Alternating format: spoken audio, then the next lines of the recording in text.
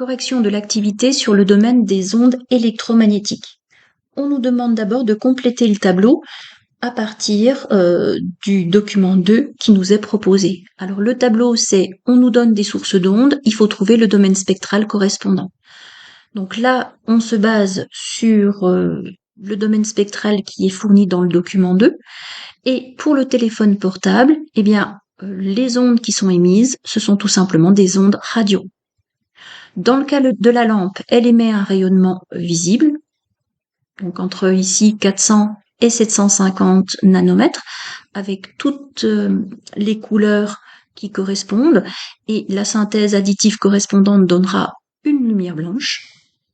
L'appareil de radiographie utilise des rayons X. La cabine de bronzage émet un rayonnement UV. L'être humain, lui, est capable d'émettre des radiations infrarouges.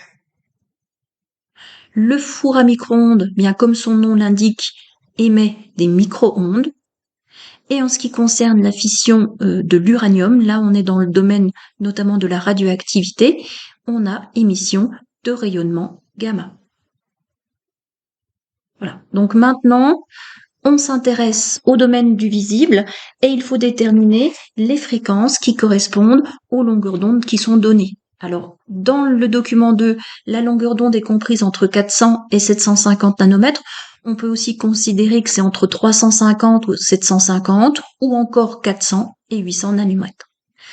La fréquence d'une onde, notée nu, par définition est telle que nu est égal à C sur lambda.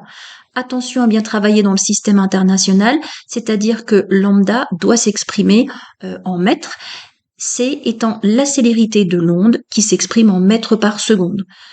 On trouve une fréquence en seconde moins 1 ou encore qui correspond à l'unité Hertz. Alors ici, comme lambda est au dénominateur, ben forcément au niveau des inégalités, ça va être inversé. Lorsqu'on va diviser par 400 nanomètres, c'est-à-dire 400 fois 10 puissance moins 9 mètres, on va trouver une valeur de fréquence plus grande. Donc quand on fait les applications numériques, voilà les valeurs de fréquence qui correspondent au domaine du visible. Donc on se rend compte que c'est entre 4 et 7,5 fois 10 puissance 14 Hertz. On peut donc en déduire que l'ordre de grandeur dans le domaine du visible de la fréquence est de 10 puissance 14 Hertz. On nous demande maintenant de calculer la longueur d'onde associée à une longueur d'onde qui correspond à du réseau 5G et donc qui a une fréquence de 26 GHz. Giga, c'est 10 puissance 9 Hz. On va utiliser la même définition qui relie la fréquence et la longueur d'onde.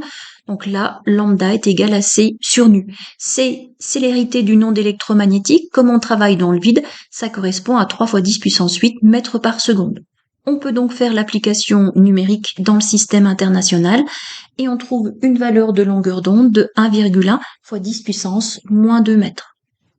Si on se base sur l'énoncé, et notamment le document 2, cette banque de fréquences appartient au domaine des micro-ondes. Voilà pour cette activité.